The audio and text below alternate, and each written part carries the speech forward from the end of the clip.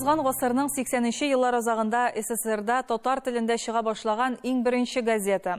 Бүген аның тиражы Татарстаннан читтән нәшер ителүче басмалар арасында иң зурысы һәм ул дәүләт бүләге халыклар дуслыгы медаленә лаек булучы бердән-бер басма.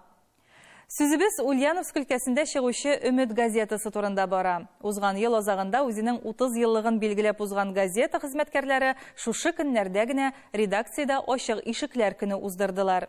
Анда килгән кунаклар арасында безнең үз хәбәрчебез Рамис Сафин да бар иде. 1989 елда чыга башлаган Өмет газетасы редакциясе моңа кадәр өлкәнең халыклар дуслыгы йортында урнашкан булса, быелгы 2020 елны алар башка бинада 1913 елда төзелгән архитектура һәйкәле булган бинада башлап җибәрделәр. Укучыларын байтак кызыклы башлангычлар белән сөендергән Өмет газетасы мондый төр ачык ишекләр көнен әле беренче тапкыр гына уздыра. Аны үткәрүнең ике сәбәбе бар. Беренчедән, укучыларның тәкъдимнәрен өйрәнү, киңәшләрен тыңлау, алар белән күзгә-күз очрашып, газетаның эштәлеген яхшырту турында сөйләшү булса, икенчедән, әйткәнебезчә, алар бу елны икенче бинага күчүдән башладылар. Шуңа күрә дә укучыларга кем әйтмешли редакция ишекләренең кайсы якка ачылганын да күрсәтәсе килә. Шулай да иң мөһиме аларның фикерләрен ишетү. Чөнки кызыклы газета тираж үстерү чыганагы. Бүтән регионнар арасында тираж саны буенча беренче урыннарны алып барсак та, безнең үзебезгә 150 мең татар яшәгән Ульян җирлегендә 5000 ярым тираж әлбәттә зур тираж түгел инде. Шуның өчен безгә һәрберебезгә язучылар, укучылар, автономия, җирле автономияләренә төрле очрашуларда редакция газета хезмәткәрләре белән күп зур эшләрне башлап алып барырга кирәк, Алла боерса. Өмет чыга башлаган беренче көннәреннән үк өлкә хөкүмәте карамагында 30 ел эчендә нинди генә чорлар һәм губернаторлар булмасын, дәүләт финанслаудан баш тартмады. Бүген газета мөстәкыйль автоном учреждение. Без чыгымнарыбызның 60%-ын үзебез каплыйбыз. Подписка һәм белдерүләр, каплаулар урнаштыру хисабына 40% инде безгә дәүләт заданиесын үтәгән өчен хөкүмәттән бүлеп бирелә. Менә быелга инде 2020 елга 2 миллион 200 мең сум акча билгеләнгән өлкә бюджетында безнең басмабыз өчен. Сүздә юк газетаның тиражын үстерү, аны халык арасында таныту һәм подписка чорында яздыру эшендә штаттан тыш хәбәрчеләрнең дә өлеше әйтеп бетергесез зур.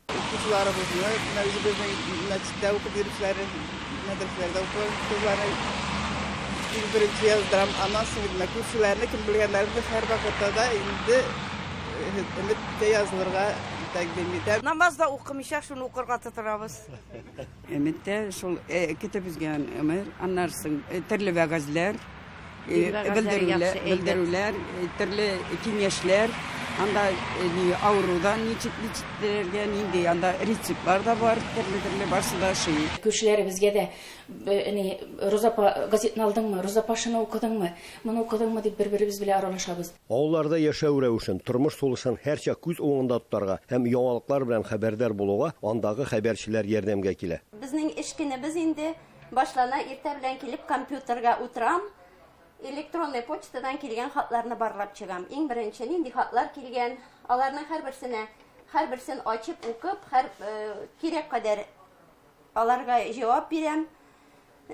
Дөрес инде менә соңгы вакытларда хат килү кимәде. Яшьләр укый белмиләр дияләр, беләләр, әле ничек кенә беләләр. Әзерәк алар белән дә безгә кирәк.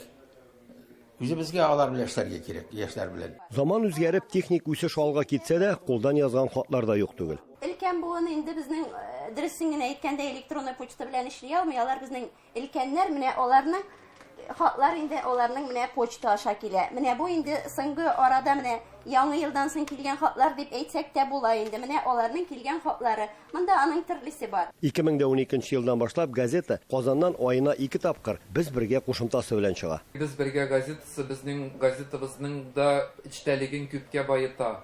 Чөнки безнең Татарстан, Россия регионнарында, чит илләрдә яшәүче милләттәшләребез тормышын яктырту мөмкинлекләре чикләнгән.